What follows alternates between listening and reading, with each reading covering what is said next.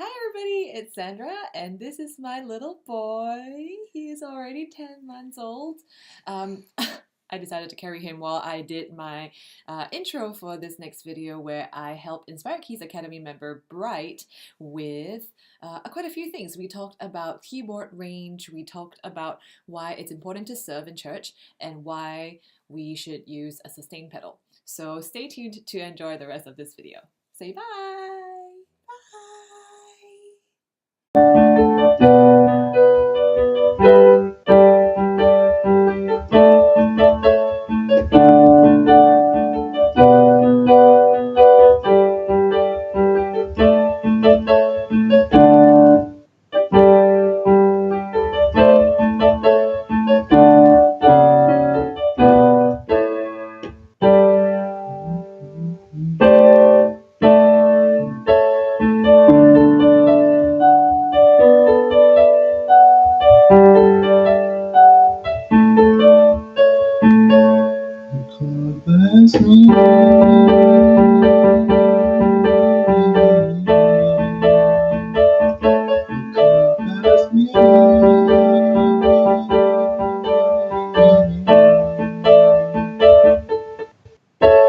Covers me.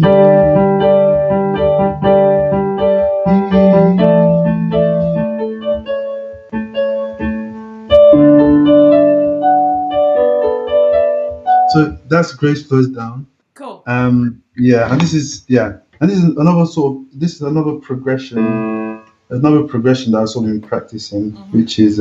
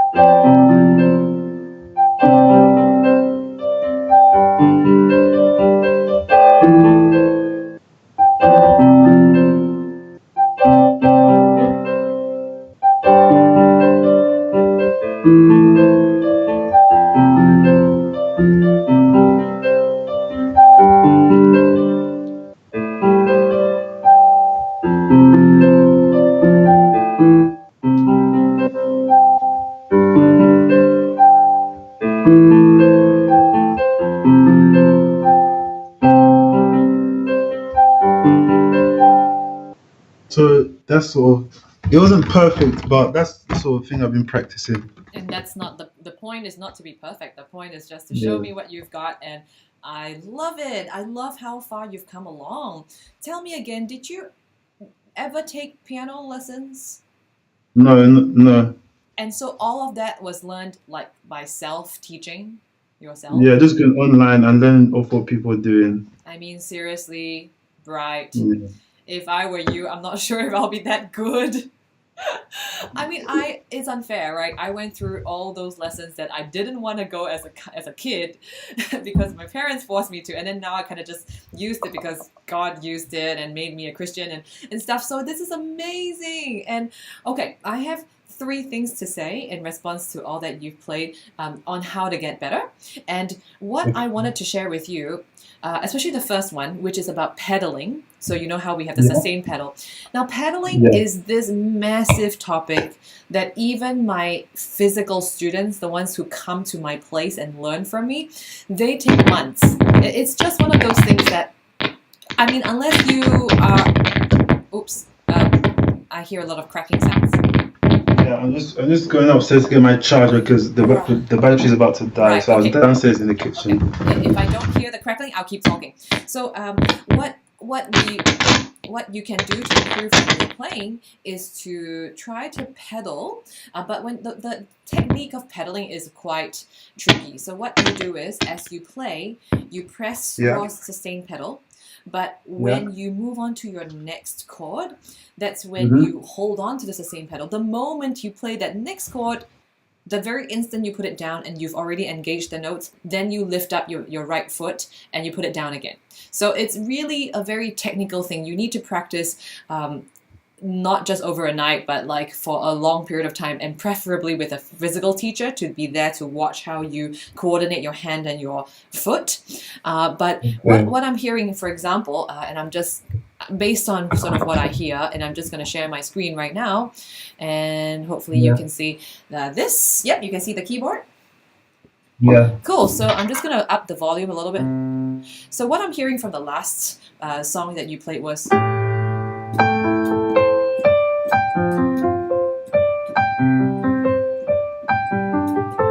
Something like that. So that's what I'm hearing, and it sounds like the music, the notes wise, they're all really accurate, but what's missing is the smooth factor that the sustain pedal can offer. So what you want to try to achieve is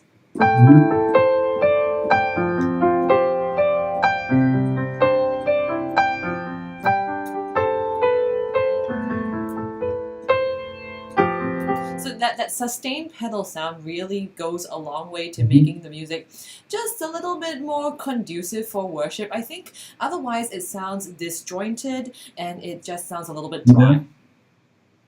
Yeah. Yeah. So I haven't got a sustain pedal, but I can get one. Yep. Yep. You know what? It's very important to get it. I think you should invest in it. like you actually have to because I think if you don't have a sustain pedal, then we can't really play piano. I mean, yes, you can as a beginner, and like beginner books, sort of the really easy pieces, they don't require any pedaling yet. But when we're doing something as high level as worship music, and the purpose of worship music really, okay, so at the moment I feel that you are playing for sort of like yourself, right? Like you're really using it as a self-improvement thing, but also to minister to yourself, and you are playing for the Lord because He has called you to do it, but still in a very like own sort of your house, your own room thing. But when we need to start playing it for people, which also brings up the motivation and also brings up the excitement and also the repertoire, because then you start to have to learn songs that you may not like, but then you grow in the process as well. Then you really need to have the sustain pedal so that it becomes not just music and not just piano playing, but ministry. Really healing people, delivering people, and that's where our technique really needs to go up. So yes, get the sustain pedal, and I cannot wait to hear how you sound with pedaling, and just play around with it. But the point is, remember, you depress the pedal when you are changing to the next chord. So the pedal. Let me just get a pen, so I'll just take note of that. Sure. Okay. Yeah, 1 minute, please. Yeah, sure. Well, actually, I'll just type it. Sorry, just got a new. So yeah, you said so. I press hold the sustain pedal. Yep. When you are going to your next chord. You're going to your next chord. Yeah. Okay. And once you have played the next chord, you lift up and depress the pedal quickly again.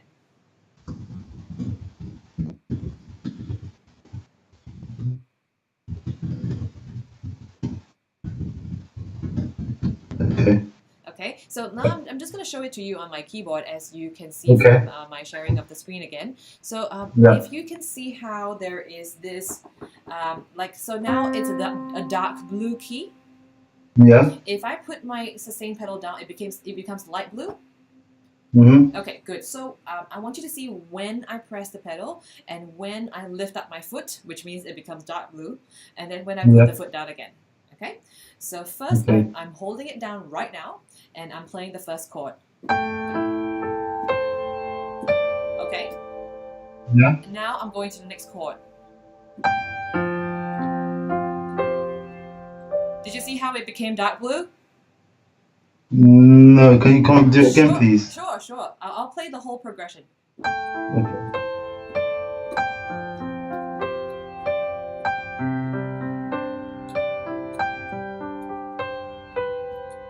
Hey, Sandra. Yeah, That's right. So you can see how it becomes dark blue, which is the moment when my right foot goes up and down.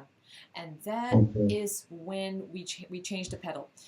You don't change the pedal together with your hand. So if your hand comes up, your pedal goes down, so that Okay. it holds the note for you when you need to travel to the next note.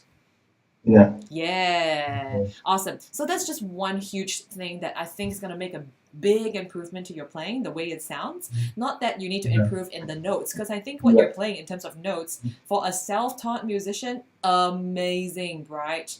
You need to give Thank yourself credit for all that hard work, because I'm telling you, not everybody can do what you do and play like what you just played. Oh, thank Okay. you. And you could actually seriously go to church and play that, or even in your little cell group, life group thing, and you can bless people with your playing already. Yeah. Now, then the next thing is sort of a pianist problem. The thing is, as a piano player, we are not ensemble people, right? If I'm a violinist, probably half the time I'm playing with someone else, because you can't really self-accompany. But when you're a Yeah. pianist, we are sort of guilty in the sense that we have our left hand to accompany our right hand. And so in the end, we end up playing in our rooms, and we're all very solo, and we don't really listen to what other people are doing, and that Yeah. becomes a problem in itself. So when you play in church, the cool thing then becomes you need to become an ensemble player or a band player. And that means you need to listen to the drummer, you need to listen to the guitarist, and we all need to keep Yeah. going on. So when we make a mistake, if we're by ourselves, we Yeah. can just correct the mistake and sort of redo the second bar, and it's okay. But when you're in a group, you can't redo it. If you make a mistake, you just move right along. So if you make a mistake at bar 2, Yeah. you jump back in at bar 3, right? You can't really go Yeah. back to bar 2. Yeah. No one else is going to follow you back to bar 2. Everyone's just going to keep going 1, 2, 3, 4. Yeah. Yep. Yeah. So Yeah. that's something that I have to teach my students all the time. And I needed to learn that as well, because I mean, I grew up as a kid just learning in my own house. And then when I became a Christian and I had to serve in church, I had to go like, oh gosh, whoops. And I had to just learn to keep going forward. And so when I heard you play, Yeah. and it's a very classic thing. Everyone starts off like that, right? We make a mistake and then we kind of recorrect ourselves. So what you can do, since Yeah. you're not ready to serve in church yet, which is not even a problem, what you can invest in is a metronome. So you can have that tick tock, just turn on a metronome speed and then play together with Yeah. it, so that becomes like your drummer. Okay. And then tell yourself, no matter Yeah. what happens, even if you make a mistake, jump back in. So you have a sense of when to change the chord. So Yeah. 2, 1, 2, 1, 2, 1, 2, 1, 2. Make a mistake, 2, and then you kind of like, if you make a mistake, you're just going to tell yourself you're going to Yeah. keep going on to the next one. So try that. Yeah. That's going to give you a good sense of keep moving forward, even if you make a mistake. And then when you have to serve with someone else, you're all Yeah. set. Yeah, you become a Yeah. bit more like a team player than just a solo player. Yeah. Yeah, so that's just something else that I keep telling people, like not just you, but some other Inspired Academy members. I had to tell them the same thing as well. And finally, regarding the last set of progressions that you played, the 6-4-1-5 on C major, I really like what you do, and I like what your right hand's doing. You're doing a lot of, let me see, let me just share the screen again. So I hear you doing a lot of your right hand doing. So the 1-2-5 is a great Yeah. choice. Now, what I want you to do is, as you probably felt, I'm not sure if you did, it does get a little bit monotonous when you do too much of the same notes, the same register. Yeah. Yep, so Yeah. don't worry. A simple solution is the everlasting 1 and 5, right? So what I want you to do is, Yeah. instead of doing this 1-5 area, maybe you can start off something a bit lower, like this. Okay, so start with the middle C area. And so just start with like, okay. Okay, so when you've done maybe a lot of that, then that gets a bit boring, right? Then you flip that up to this. Okay, so then now, so instead of having a lot of 1-5, okay, you move your right hand up a little bit, so you sort of hang around this area. Yeah. Okay, so Okay. now you can just do the same progression, but play around with this zone. So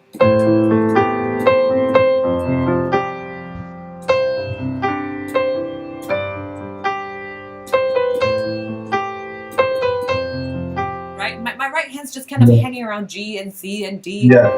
Yeah. Okay, so now once you've hung around that area a little while, it gets a bit boring again. So then you flip it up to this area.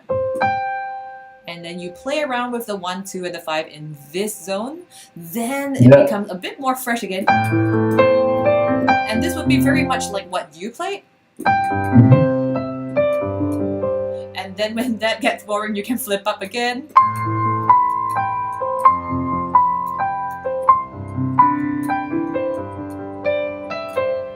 So yeah, just have some fun changing around with the register. If I were you, I'll do it like even numbers. So maybe sort of 2 progressions on the first zone, and then 2 progressions on that zone, and 2 progressions on that zone.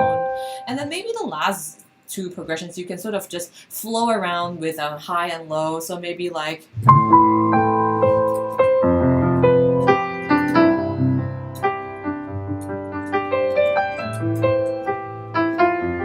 like just try and go up and down so that there's a bit of sense of a flow, like, oh, you've covered from mid to high, so now you're going like mid high, and so you can just have some fun exploring with that.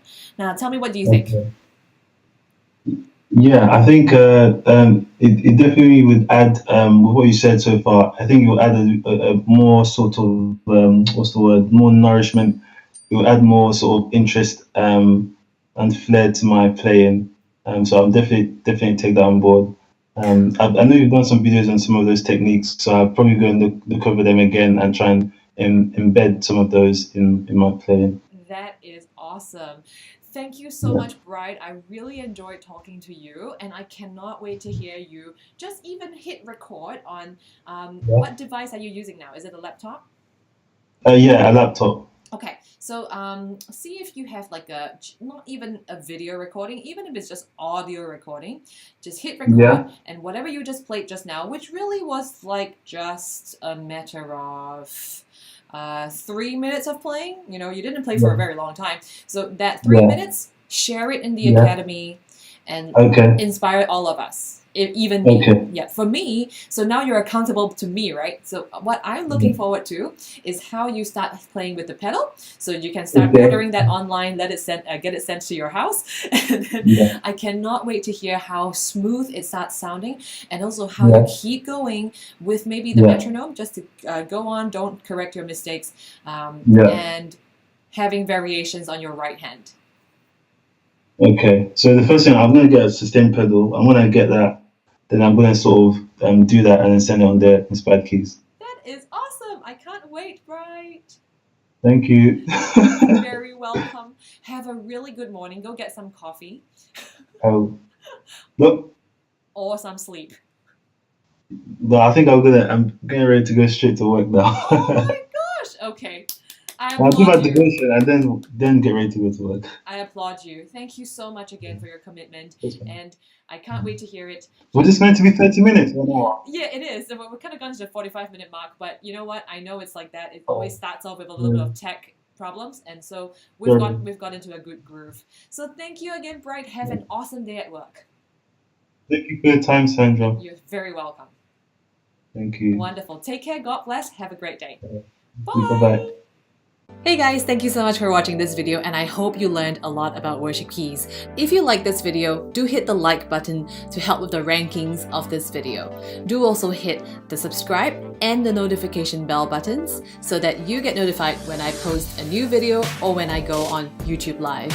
If you like my work, you can also support me on patreon.com/inspiredkeys for as low as $1 per video. By supporting me on Patreon, you also get early access to my videos videos, and one-to-one worship keys lessons with me. Now, if you have any questions based on what happened in this video, or maybe you have a question that you've been wanting to ask, maybe you want to learn how to play worship keys in a similar style as in this video, then the Inspired Keys Academy is for you. With over 30 training courses on dozens of worship keys topics, ear training exercises, active members-only discussions, the chance to get feedback for your playing, and live member calls with me every single month, the Inspired Keys Academy is your opportunity to get the help and support that you need to make your keyboard playing goals a reality. The best part is that you can get started today for just $1. So just go on to inspiredkeys.com/join and use discount code